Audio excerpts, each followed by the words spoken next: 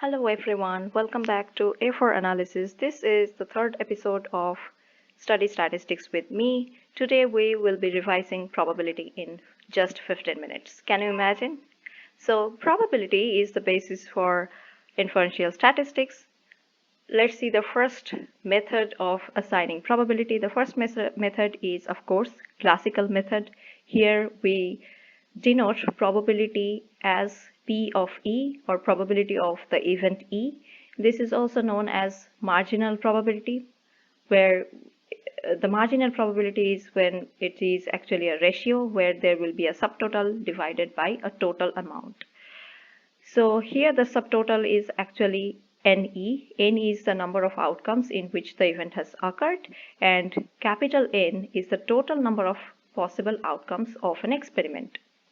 Now, an experiment is a process that results in an outcome.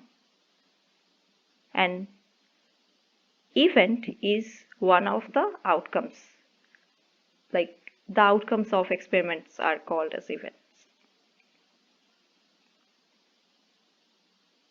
In classical method, probabilities can be determined a priori, that is prior to the experiment, because we already know about the formula and we can just put in the values and we will be able to determine the probability of that event occurring or not occurring.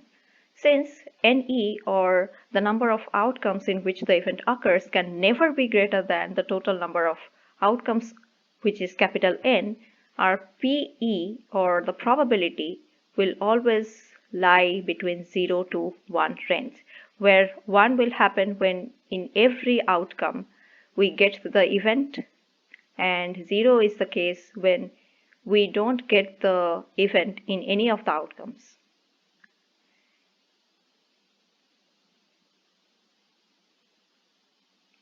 Let's move on to relative frequency occurrence after this. So in this method of probability assignment, P of E is the number of times an event has occurred in the past divided by the total number of opportunities for that event to occur. So this is just a simple formula we can follow to get the relative frequency of occurrence. Next is subjective probability. This is rather a less scientific approach in which a person's intuition and reasoning is used to get the probability. Now let's talk about experiment, event, and elementary events. An experiment is a process that produces outcomes, and an event, which is denoted by E1, E2, E3, and so on, is an outcome of an experiment. So how many outcomes we get from an experiment all will be called as events. Elementary events E1, which are small e1, small e2, small e3, and so on, are those events that cannot be further broken down into other events. So when we are talking about event, which is capital E1, E2, E3, they can be further divided into elementary events, but when we are calling it elementary already, we are telling that it cannot be broken down any further. Sample space is the complete listing of elementary events of an experiment. So it's all the possible elementary events that can happen from an experiment. Now let's talk about union and intersection. The union of A and B are two events. So the union of A and B is formed by combining the elements from each of the sets and is denoted by A union B. This is the union sign, which looks like U. This is the union sign, and this is called as A union B. The intersection of A and B are of course two events or two sets. The intersection of A and B is formed by taking the elements common between both sets, and it is denoted by this inverted U kind of a sign. This is the intersection sign, and this is called as A union B. So if A is a set of 1, 2, 3, and 4, and B is a set of 3, 4, and 5, A union B will be all the elements of A and B. So as you can see here, we have 1, 2, 3, 4, 5. we will not have any repetitions in this because this is a set. And if we talk about A intersection B, we have just the common elements, which are 3 and 4. Then let's talk about union and joint probability. So this was just what is union and what is intersection. Next is the union probability and the joint probability. Union probability P of E1 union E2 is the union probability of the events E1 and E2. Is the probability that E1 will occur or E2 will occur or both will occur. So as you can see, if this is the probability of the event A, if this circle denotes the probability of the event E1 and this denotes the probability of the event E2, and we can call them A and B as well. So probability of A union B, or probability of E1 union E2, will be the probability of the event E1 plus the probability of the event E2 plus the probability where both of the events will occur. Similarly, P of E1 intersection E2, or the joint probability, is the probability where both of the events will occur. So as you can see, I have shown here with an example of A and B. Of course, you can take it as any set. You can take it as E1 and E2. So whatever lies in between, this means this is the common part, means both of it is actually overlapping from both the sides, means both of the events will occur.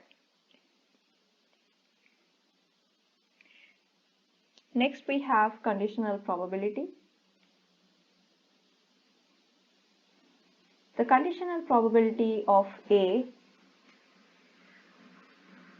occurring given that B has occurred.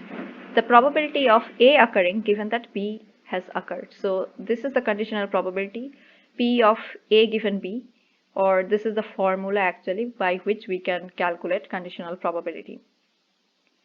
Then we have mutually exclusive events. The mutually exclusive events cannot occur simultaneously, and therefore they cannot have any intersection.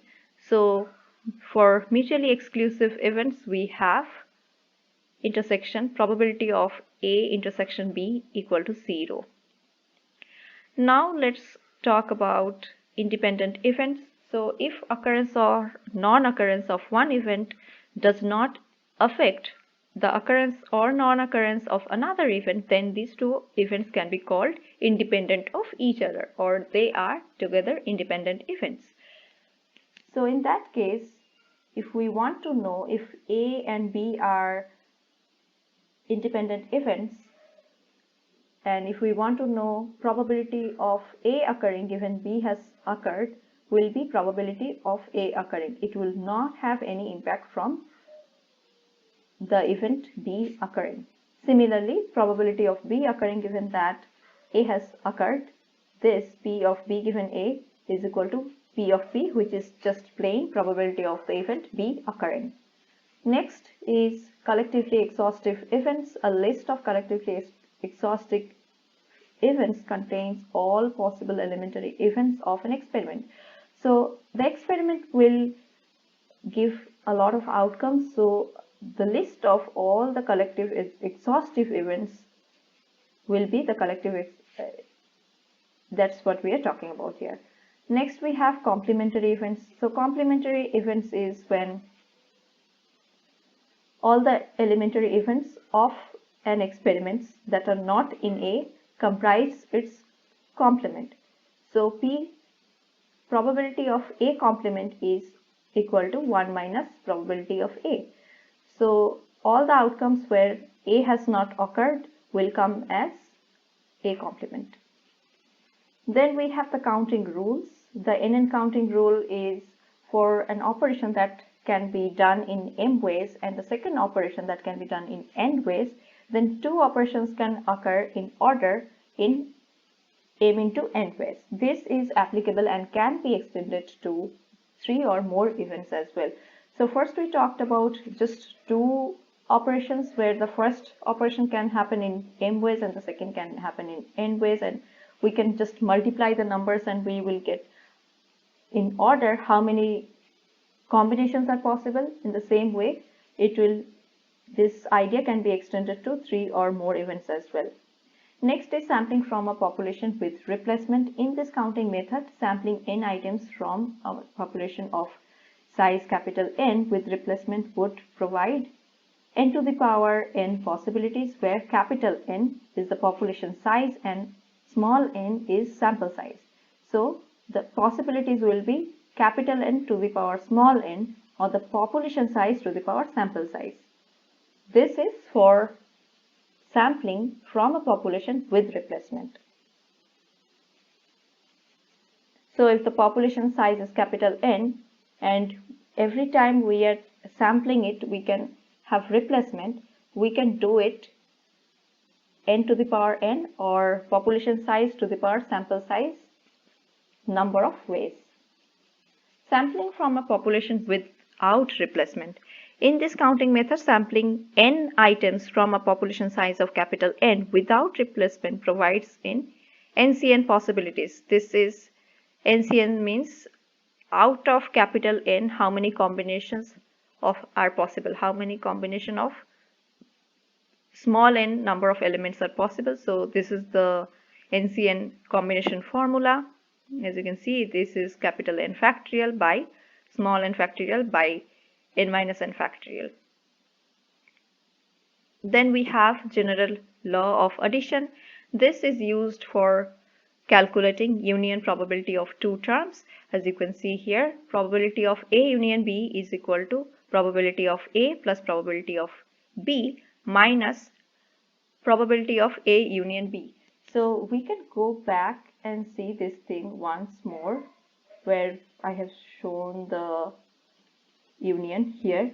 So as you can see, this is just for set operation, but this applies for probability as well. As you can see here, we have 1, 2, 3, 4 for A and we have 3, 4, 5 for B, but when we are taking union, it is 1, 2, 3, 4, 5, but we are not having the repetition of 3, 4 again. This is somewhat explains the formula where A union B, we are P of A union B, we are taking probability of A, probability plus probability of B, and then we are deducting probability of A union B. So we have 1, 2, 3, 4, then we are taking again 3, 4, 5, then we are deducting 3, 4, so we will be left with 1, 2, 3, 4, 5 without any repetitions.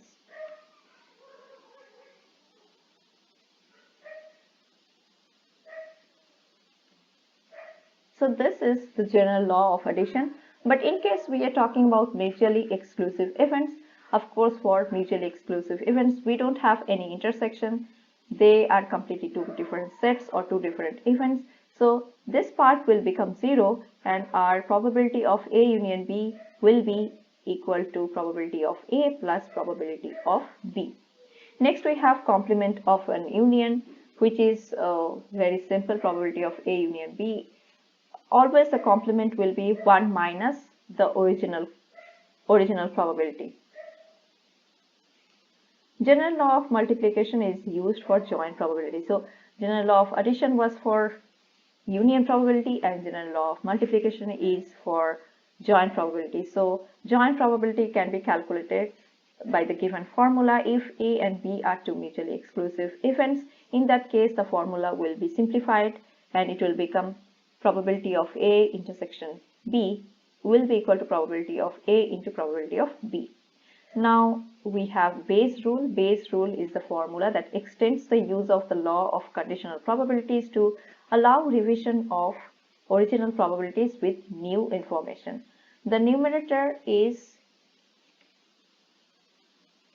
actually the joint probability and the denominator here is, as you can see here, it is the collective exhaustive listing of mutually exclusive outcomes of B. The denominator is also known as the total probability formula, because as you can see here it will traverse from AI to AN. So probability of AI into probability of B given AI plus probability of A2 into probability of B given A2, and so on. It will go up to probability of AN into probability of B given AN. So this is the total probability formula in the denominator, and on the top we have the joint intersection, and when we divide this we get probability of AI given P. So this is the base rule, and this also concludes our third episode of Study Statistics with me. So this is for the episode. Let me know what you guys want to see next, and we will meet again very soon. Bye guys.